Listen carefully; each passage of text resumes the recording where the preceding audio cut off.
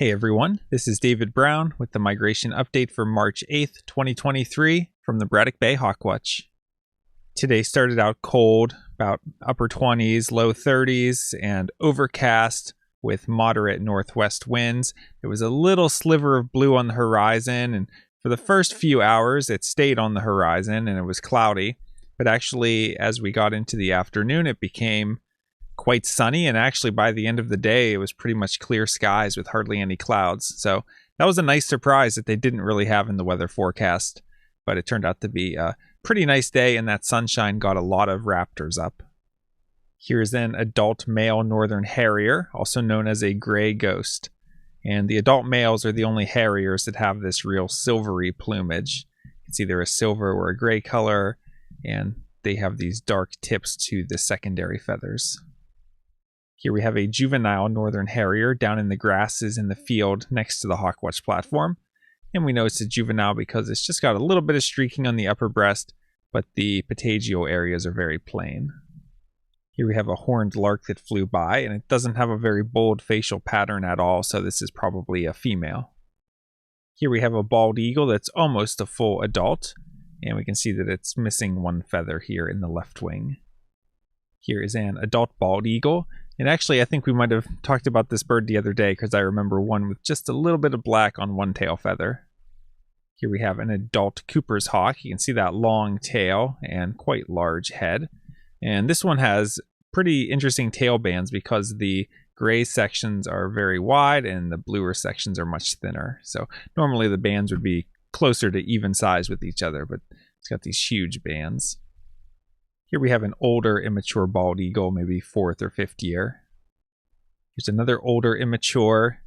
I'd probably call this one maybe a 3rd year because it looks like it's already replaced all of the juvenile feathers, so there's no longer feathers sticking out here.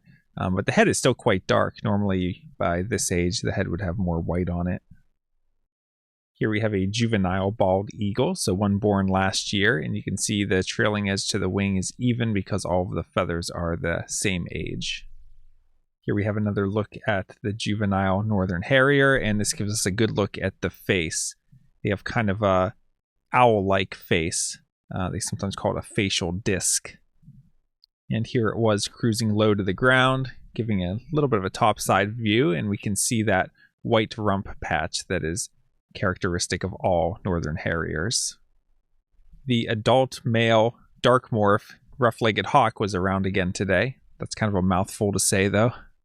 Here's another juvenile bald eagle, and you can see the undersides of some of them are starting to go from that really dark brown to more of a lighter brown color, and I think that's a combination of maybe some feather wear and also some molt. Here we have 2 juvenile bald eagles interacting. Here's another juvenile bald eagle, and this one's quite fresh. You can just see how dark that underside is compared to that one we just saw a minute ago. So this might be that same bird I saw the other day where I commented that how it looked really fresh and dark. So wondering if this is one that was born down south over the winter or something. Normally we see the really fresh bald eagles a little bit later in the season, the ones born in the southern US that are then migrating north for the first time. So a little unusual to see one this fresh and this dark in early March. Here we have 6 Tundra Swans dropping onto the bay, and we just had 2 small flocks of Tundra Swans that dropped in today. So only 14 total. It seems like the big push was last week maybe. Just haven't really been seeing a ton of Tundra Swans. Maybe the next time we have south winds we'll get another push of them. Here we have an adult red-tailed hawk, and again, this is a shape that you want to burn into your mind. It's a very common species, and it's kind of the way that we compare other species in terms of things that have long tail. We usually think of long tails in comparison to this typical buteo shape of the red-tailed hawk. We know it's a red-tailed hawk because we can see these dark patagial bars, although they're rather faint on this bird, and look a little bit more reddish than usual. And here's the belly band in the middle. And we know it's an adult because it has a dark trailing edge to the wing and a red tail. Here we have a juvenile Cooper's hawk. So we have the same Cooper's hawk shape that we saw on the adult earlier with the long tail. Tail tips looks a little bit curved because the outer tail feathers are shorter than the central ones. whereas on a sharp-shinned hawk, they would be more even length. And we see that relatively large head and holding the wings out straight. We know it's a juvenile because the streaking on the breast is kind of a light brown vertical streaking, meaning if the bird was perched up in front of us, it would be vertical streaking, whereas the adults are very orange underneath. It's like an orange barring. Here we have another look at an adult red-tailed hawk, and again, we see those dark patagial bars, the belly band, and it's an adult, so it has a dark trailing edge to the wings and a red tail. And again, the tail looks more red from the top side. From the underside, sometimes it looks more pinkish or orange. And one more look at an adult red-tailed hawk, and this is sort of a typical example of the red-tailed hawks that you see in the eastern USA, which are the borealis subspecies. Here's an adult ring-billed gull looking pretty handsome. You can see that ring on the bill. You can see the black wingtips with the white patches in them.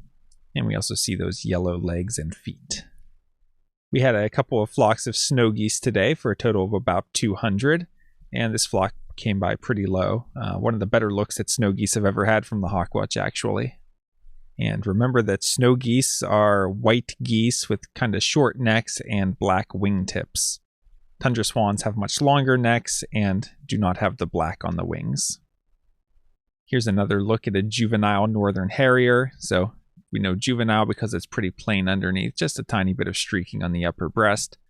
And it's got the plain patagial areas, whereas the adult females would be more heavily streaked in both the underside and the patagials. And yesterday, a visitor to the Hawk Watch asked me if I had seen the ring-tailed hawk, and I wasn't quite sure what they meant. I had said about Northern Harriers, and they said, yeah, that's what I meant. And I thought maybe they just made a mistake, but then again today I heard someone refer to a Harrier as a ringtail, and so I looked it up, and I guess it's actually a colloquial nickname for the female and immature Harriers. It seems like it's a term used over in Europe, but it's kind of funny that I had never heard it before, and then I hear it 2 days in a row. So let me know, have you ever heard that term ringtail referring to Northern Harriers? Here we have a common raven, so a bit bigger than a crow, and it was soaring, which is something you don't really see crows doing. And the tail is one giveaway, and I like to call it a diamond-shaped tail. I think sometimes the term wedge-shaped is also used, but the point is it kind of comes out here, and then instead of being straight across or just kind of a slight rounded tail, it's kind of very bold. It's almost like a triangle here, so I always think of it making an overall diamond shape. And again, that's just due to the fact that the outer tail feathers are quite a bit shorter than the central ones, kind of like we saw in the Cooper's hawk earlier. Although the Cooper's hawk kind of has a different shape to the tail. It's not as diamond shaped as this, it's more just rounded. Here's a turkey vulture soaring in pretty good light. And we had a small number of turkey vultures today. Just not that big of a push of migration of anything.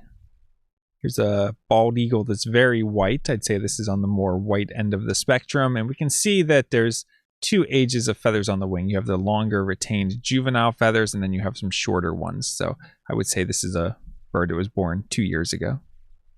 Here we have another adult red-tailed hawk. Again, we see those dark patagial bars and the belly band. The dark trailing edge to the wing and the red tail signify that it's an adult. Here's an immature bald eagle chasing an adult bald eagle. And there were a lot of bald eagles around today. At one point, we looked behind us back over Cranberry Pond, and there were 10 bald eagles soaring together. So pretty incredible to see. Here we have a juvenile red-tailed hawk, so one born last year. Again, we see those dark patagial bars, although they're a little bit faint on this bird, and the belly band. All ages of red tails show those. What we see that's different on this bird is it does not have a dark trailing edge to the wing, and it does not have a red tail. You can see the tail is kind of the same color as the rest of the underside, and it's got a lot of banding on it. So we know it's a juvenile, and the juvenile red tails look a lot lighter in color overall than the adults, and I think it has to do with not having that bold trailing edge to the wing.